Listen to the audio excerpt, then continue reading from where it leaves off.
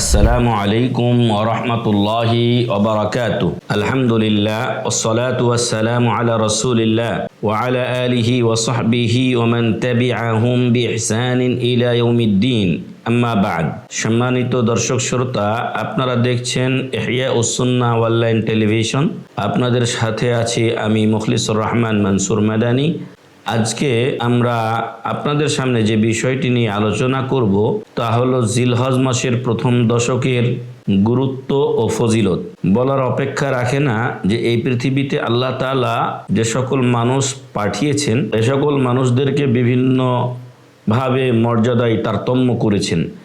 এই পৃথিবীতে অনেকেই নিজেকে শ্রেষ্ঠ বলে দাবি করলেও মহান রব্বুল আলামিনের কাছে শ্রেষ্ঠ হলেন নবী এবং রাসূলগণ আলাইহিমুস সালাতু ওয়াস সালাম। এবং নবী ও রাসূলদের মধ্যে শ্রেষ্ঠ হলেন রাসূলগণ, রাসূলদের মধ্যে শ্রেষ্ঠ হলেন পাঁচজন, যাদেরকে উলুল আজমি মিনার রুসুল বলা হয়। তারা হলেন নূহ আলাইহিস সালাম, ইব্রাহিম আলাইহিস সালাম, মুসা আলাইহিস সালাম, ঈসা আলাইহিস সালাম এবং মুহাম্মদ সাল্লাল্লাহু আলাইহি ওয়াসাল্লাম। এই পাঁচজনের মধ্যে শ্রেষ্ঠ হলেন আমাদের নবী মুহাম্মদ সাল্লাল্লাহু আলাইহি ওয়াসাল্লাম, যিনি নিজে বলেছেন আনা সাইয়্যিদু ওয়ালাদি আদম ওয়ালা ফাকর, আমি আদম সন্তানের সর্দার কিন্তু আমার গর্ব অহংকার নেই। বরং রাসূল সাল্লাল্লাহু আলাইহি ওয়াসাল্লাম মেরাজ রজনীতে বাইতুল মাকদিসে সকল নবী ও রাসূলদের সাথে 2 রাকাত নামাজ পড়েছিলেন, যার ইমাম ছিলেন আমাদের প্রিয় নবী মুহাম্মদ সাল্লাল্লাহু আলাইহি ওয়াসাল্লাম। এছাড়াও কিয়ামতের কঠিনতম ময়দানে যিনি সকল উম্মতের হিসাব শুরুর জন্য আল্লাহর কাছে সুপারিশ করবেন তিনি হলেন আমাদের নবী মুহাম্মদ সাল্লাল্লাহু আলাইহি ওয়াসাল্লাম। ফলে সার্বিকভাবে বোঝা যায় যে সকল মানুষের মধ্যে শ্রেষ্ঠ মানুষ হলেন মুহাম্মদ সাল্লাল্লাহু আলাইহি ওয়াসাল্লাম। সম্মানিত দর্শক শ্রোতা, অনুরূপ এই পৃথিবীতে বিভিন্ন জায়গায় স্থান রয়েছে। অনেক মানুষ অনেক জায়গাতে ঘুরতে যান, দেখতে যান, মনোরঞ্জনের জন্য যান, শিক্ষা সফরে যান, ফ্যামিলি পরিবার নিয়ে তারা আরাম আয়েশের সময় কাটাতে যান। তো এই পৃথিবীর মধ্যে যেই স্থানগুলো আছে এই স্থানগুলোকেও আল্লাহ তাআলা সমমর্যাদার করেননি, বরং কিছু জায়গা আছে আল্লাহর কাছে নিকৃষ্ট, কিছু জায়গা আছে আল্লাহর কাছে শ্রেষ্ঠ।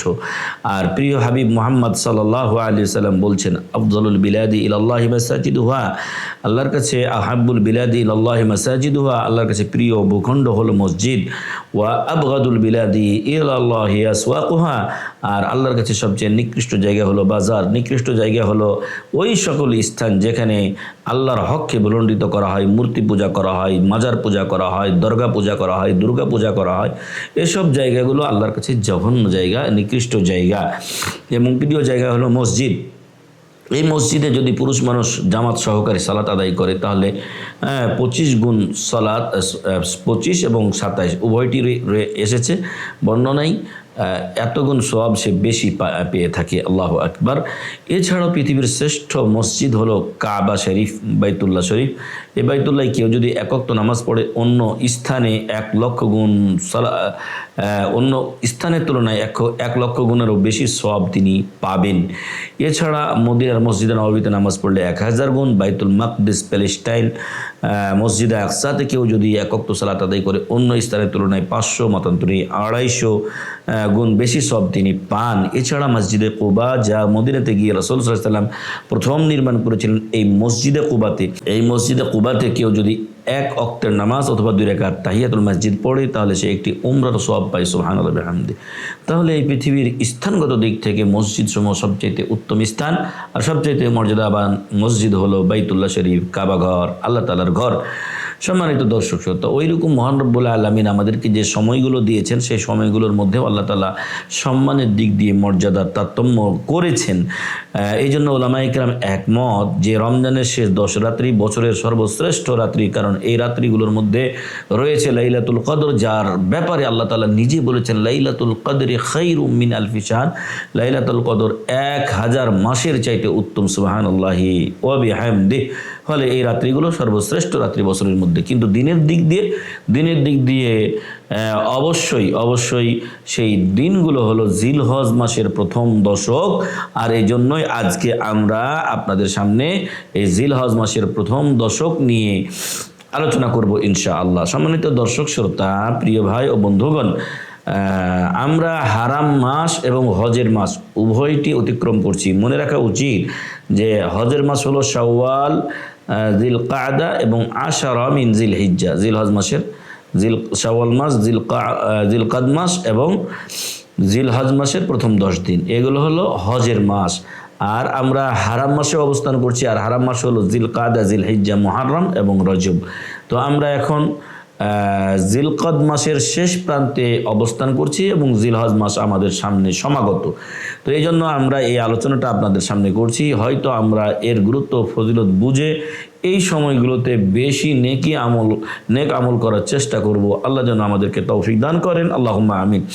সম্মানিত দর্শক শ্রোতা, এই জিলহজ মাসের প্রথম দশক অত্যন্ত গুরুত্ব এবং মর্যাদাপূর্ণ, কারণ মহান রব্বুল আলামিন এই জিলহজ মাসের প্রথম 10 রাত্রির শপথ করে বলছেন, ওয়াল ফাজরি ওয়া লায়ালিন আশর ওয়াশ-শাফঈ ওয়াল ওয়াতর, ফজরের সময়ের শপথ এবং জিলহজ মাসের প্রথম দশকের শপথ এবং জোড় ও বিজোড়ের শপথ। ইবনে আব্বাস রাদিয়াল্লাহু আনহুমা, আমরা যেটি অর্থ করেছি জিলহজ মাসের প্রথম দশকের শপথ, এই লায়ালিন আশর, এটা ইবনে আব্বাস রাদিয়াল্লাহু আনহুমা উল্লেখ করেছেন যে এই 10 রাত্রি দিয়ে জিলহজ মাসের প্রথম 10 রাত্রিকেই বোঝানো হয়েছে, এবং যার সাথে যার সংশ্লিষ্টতা থাকে তার মর্যাদা বৃদ্ধি হয়ে যায়। এই রাত্রিগুলোর মর্যাদা হয়েছে তার দিনের মর্যাদার কারণে। এজন্য ওলামায়ে কিরাম সকলেই একমত যে জিলহজ মাসের প্রথম 10 দিন এটি বছরের মধ্যে শ্রেষ্ঠ দিন। আর তাই আমাদের নবী সাল্লাল্লাহু আলাইহি ওয়াসাল্লাম বলছেন, মা মিন আইয়ামিন আল আমালুস সালিহু ফীহিন্না আহাব্বু ইলাল্লাহি মিন হাযিল আইয়ামিল আশর। এই 10 দিন, জিলহজ মাসের প্রথম 10 দিনের নেক আমলের চাইতে অন্য কোনো দিনের নেক আমল আল্লাহর কাছে অধিক প্রিয় নয়। সাহাবায়ে কিরাম বললেন রাদিয়াল্লাহু আনহুম আজমাইন, ওয়ালাল জিহাদু ফি সাবিলিল্লাহি ইয়া রাসূলুল্লাহ, যদি অন্য সময় আমরা জিহাদও করি তবুও কি এই 10 দিনের নেক আমলের সমান হবে না? উনি বললেন, ওয়ালাল জিহাদু ফি সাবিলিল্লাহ, এই 10 দিনে যদি জিহাদও করে, এই 10 দিনের আমল না করে যদি অন্য সময় জিহাদও করে, তবুও সে এই 10 দিনের নেক আমলের চাইতে উত্তম আমল করতে পারলো না। তবে ইল্লা রাজুলুন খারাজা বিনাফসি ওয়া মালি ফালাম ইয়ারজি মিন যালিকা বিশাই, ওই লোক ব্যতীত যে জান এবং মাল দুটো নিয়েই জিহাদে গেল কিন্তু ফিরে আর আসলো না, এই লোকের জিহাদ এই 10 দিনের নেক আমলের চাইতে উত্তম হতে পারে। রাওয়াহুল বুখারী, বুখারী শরীফের হাদিস। এছাড়াও রাসূল সাল্লাল্লাহু আলাইহি ওয়াসাল্লাম এই 10 দিনে বিভিন্ন ধরনের নেক আমলের জন্য আমাদেরকে উৎসাহিত করেছেন। 4 নম্বরে রাসূল সাল্লাল্লাহু আলাইহি ওয়াসাল্লাম তিনি বলছেন যে এই 10 দিনের নেক আমল আল্লাহর কাছে সবচাইতে প্রিয়। ফাআকসিরু ফিহিন্না তাহলিলা ওয়াত তাহমিদা ওয়াত তাকবীর, অতএব তোমরা এই 10 দিনে বেশি বেশি বা অধিক হারে তাকবীর, তাহলিল, তাহমিদ পড়ো, আর সেগুলো হলো আল্লাহু আকবার, সুবহানাল্লাহ, আলহামদুলিল্লাহ, লা ইলাহা ইল্লাল্লাহ, এগুলো পাঠ করা। আল্লাহ রাসূল সাল্লাল্লাহু আলাইহি ওয়াসাল্লাম বলেছেন যে আহাব্বুল কালামি ইলাল্লাহি আরবাউন, আল্লাহর কাছে প্রিয় বাক্য হলো 4টি, সুবহানাল্লাহ, আলহামদুলিল্লাহ, লা ইলাহা ইল্লাল্লাহ, আল্লাহু আকবার। অতএব এই জিলহজ মাসের প্রথম দশকে আমরা অধিক হারে এই কালিমাগুলো পাঠ করব ইনশাআল্লাহ। 5 নম্বরে এই জিলহজ মাসের প্রথম দশকে রয়েছে আরাফার দিবস।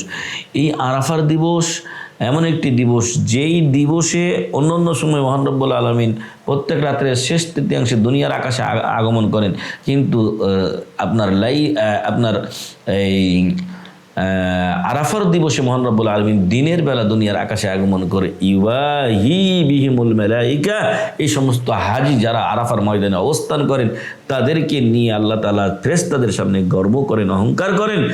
আর আল্লাহ রাসূল সাল্লাল্লাহু আলাইহি ওয়াসাল্লাম বলছেন যে এই আরাফার দিবসে আল্লাহ যত সংখ্যক মানুষকে জাহান্নাম থেকে নাজাত ও মুক্তি দিয়ে থাকেন, অন্য কোনো সময় এত মানুষকে তিনি জাহান্নাম থেকে নাজাত ও মুক্তি দেন না। সহিহ মুসলিমের হাদিস। এছাড়াও সম্মানিত দর্শক শ্রোতা, এই জিলহজ মাসের প্রথম দশকের অন্যতম একটি আমল আমাদের হাজি সাহেবগণ করেন, সেটা হলো হজ ব্রত পালন করা। কারণ 8 তারিখে তাদের হজ শুরু হয়, 10 তারিখে মূলত হজের মূল কাজগুলো শেষ হয়ে যায়। আর এই হজ এত একটা গুরুত্বপূর্ণ, এটা ইসলামের 5ম রোকন, এবং যে ব্যক্তি হজ করলো না, আল্লাহ রাসূল এই সাহাবাদের থেকে বিভিন্ন বর্ণনা এমন পাওয়া যায়, ফালা আলাইহি আন ইয়ামুতা ইয়াহুদিয়ান আও নাসরানিয়া, সে ইহুদি বা খ্রিস্টান হয়ে মারা যাক, এতে কিছু যায় আসে না। তো সম্মানিত দর্শক শ্রোতা, এই হজ এত ফজিলতপূর্ণ ইবাদত যে ব্যক্তি ঠিকমতো হজ করতে পারে, গুফিরা লাহু মা তাকাদ্দামা মিন যামবি, তার পূর্বের গুনাহগুলি আল্লাহ মুছে দেন। হজ এমন একটি ইবাদত, যার হজ কবুল হয় রাজাকা ইয়াউমি ওয়ালাদাতহু উম্মুহ, সেই ব্যক্তি সেই দিনের মতো ফিরে আসে যেই দিন তার মা তাকে ভূমিষ্ঠ করেছিল। এই হজ এমন একটি ইবাদত, যে হজ কবুল যদি হয় তাহলে ওয়ালাইসা লিল হাজ্জাতিল মাবরুরাতি জাযাউন ইল্লাল জান্নাহ, কবুল হজের বদলা জান্নাত ছাড়া আর কিছুই নয়। সম্মানিত দর্শক শ্রোতা, তো এই ইবাদতগুলো কিন্তু এই জিলহজের প্রথম দশকে রয়েছে। আরও একটি গুরুত্বপূর্ণ ইবাদত, 7 নম্বর বিষয়, সেটি হলো কুরবানি করার মতো একটি গুরুত্বপূর্ণ ইবাদত মুসলিম বিশ্ব এই জিলহজ মাসের প্রথম দশকে পালন করে থাকেন। তাই আসুন আমরা এই জিলহজ মাসকে গুরুত্ব দিয়ে এই জিলহজ মাসের প্রথম দশকের মর্যাদা বুঝে এবং তার ফজিলত বুঝে, তার গুরুত্ব বুঝে আমরা এই 10 দিনে বিভিন্ন ধরনের নেক আমল করার চেষ্টা করি। মহান রব্বুল আলামিন আমাদেরকে সে তৌফিক দান করুন, আল্লাহুম্মা আমিন। সম্মানিত দর্শক শ্রোতা, হায়াত খুব কম, সময় কম, কখন মৃত্যুর ডাক চলে আসে আমরা বলতে পারবো না। তাই আসুন আমরা এই হারাম মাস, হজের মাস এবং জিলহজ মাসের প্রথম দশক অত্যন্ত গুরুত্বপূর্ণ দিন এবং বছরের মধ্যে শ্রেষ্ঠ দিন, আসুন সেই শ্রেষ্ঠ দিনগুলোকে বিভিন্ন ধরনের ইবাদতে কাজে লাগিয়ে সে পরকালের নাজাতের একটা ওয়াসিলা তৈরি করি, পরকালের নাজাতের সোপান তৈরি করি। আল্লাহ আমাদেরকে তৌফিক দান করুন, আল্লাহুম্মা আমিন। সম্মানিত দর্শক শ্রোতা, আপনাদেরকে আবারও আমরা ইহইয়াউস সুন্নাহ অনলাইন টেলিভিশন দেখার জন্য আমন্ত্রণ জানাচ্ছি যে আপনারা আমাদের অনুষ্ঠানগুলো বিভিন্ন অনলাইনে এবং সামাজিক যোগাযোগ মাধ্যমে শেয়ার করবেন, যাতে করে আমাদের অন্যান্য মুসলিম ভাই ও বোনেরা তারা এই আলোচনাগুলো শুনে উপকৃত হতে পারেন। আল্লাহ তাআলা আমাদেরকে ইহইয়াউস সুন্নাহ অনলাইন টেলিভিশনের পাশে দাঁড়ানোর এবং তার প্রোগ্রামগুলো দেখার, শোনার এবং শেয়ার করার তৌফিক দান করুন, আল্লাহুম্মা আমিন। জাযাকুমুল্লাহু খাইরান, ওয়াসসালামু আলাইকুম ওয়া রাহমাতুল্লাহি ওয়া বারাকাতুহু।